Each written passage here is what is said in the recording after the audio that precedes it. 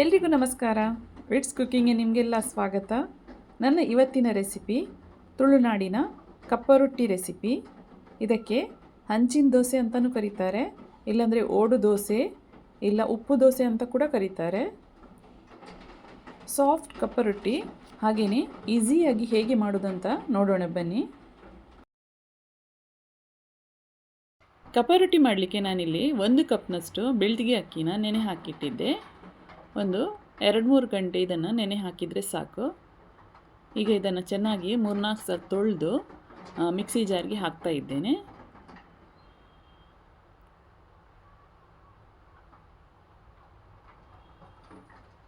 ಇದಕ್ಕೆ ಒಂದು ಕಪ್ನಷ್ಟು ನಾನಿಲ್ಲಿ ತೆಂಗಿನಕಾಯಿ ತುರಿನ ಹಾಕ್ತಾ ಇದ್ದೇನೆ.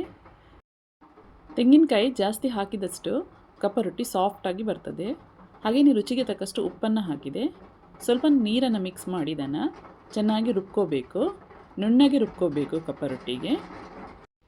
ನೋಡಿ, ಈಗ ಇದು ಆಯಿತು, ಕಪ್ಪರೊಟ್ಟಿಯ ಬ್ಯಾಟರ್ ರೆಡಿ ಆಯಿತು. ಇದಕ್ಕೆ ನಾನಿಲ್ಲಿ ಸ್ವಲ್ಪ ನೀರನ್ನು ಆ್ಯಡ್ ಮಾಡ್ತಾ ಇದ್ದೇನೆ. ಜಾಸ್ತಿ ದಪ್ಪನೂ ಇರಬಾರ್ದು, ನೋಡಿ ಎಷ್ಟು ಕನ್ಸಿಸ್ಟೆನ್ಸಿ ಸಾಕು. ನಾನಿಲ್ಲಿ ಮೊದಲಿಗೇನೆ ಕಪ್ಪರೊಟ್ಟಿ ಮಾಡುವಂಥ ಮಣ್ಣಿನ ಕಾವಲಿನ ಬಿಸಿ ಆಗಲಿಕ್ಕೆ ಇಟ್ಟಿದ್ದೆ. ಅದು ಸರಿಯಾಗಿ ಬಿಸಿಯಾಗಬೇಕು.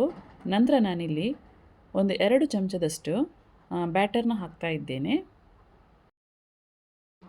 ಈಗ ಇದಕ್ಕೆ ಮುಚ್ಚಳ ಇಟ್ಟು ಮೀಡಿಯಮ್ ಗ್ಯಾಸ್ ಫ್ಲೇಮಲ್ಲಿ ಇದನ್ನು ಕಾಯಿಸಬೇಕು. 2-3 ನಿಮಿಷದಲ್ಲಿ ಇದು ರೆಡಿ ಆಗ್ತದೆ.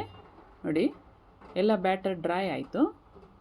ಈಗ ಇದನ್ನು ಹೀಗೆ ಸ್ವಲ್ಪ ಸೈಡಿಂದ ಹೀಗೆ ತೆಗಿತಾ ಬರಬೇಕು.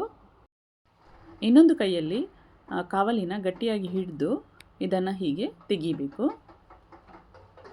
ನೋಡಿ, ಈಸಿಯಾಗಿ ತೆಗಿಲಿಕ್ಕೆ ಬರ್ತದೆ.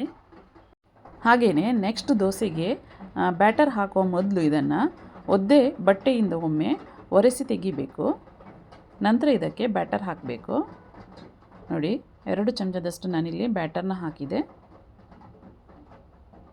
ಈಗ ಇದಕ್ಕೆ ಮುಚ್ಚಳ ಇಡುವ.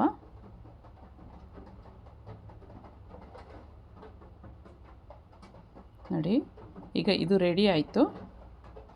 ಇದನ್ನು ಕೂಡ ತೆಗಿತಾ ಇದ್ದೇನೆ. ಹೀಗೆ ಸ್ವಲ್ಪ ಸ್ವಲ್ಪ ಬದಿಯಿಂದಲೇ ಬಿಡಿಸಬೇಕು ಇದನ್ನು.